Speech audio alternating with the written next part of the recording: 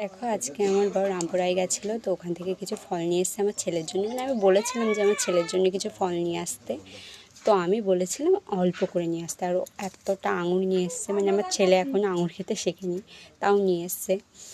আবার নিয়ে এসছে মুসম্বি লেবু, এটাই আনতে বলেছিলাম আমি, তো ও এটাও নিয়ে এসেছে।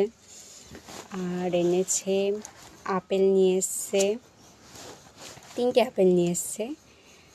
আর একটা বেদানা নিয়ে এসছে, এই যেহেতু এটার অনেক দাম তো ঠিক আছে ওটাই নিয়ে এসছে।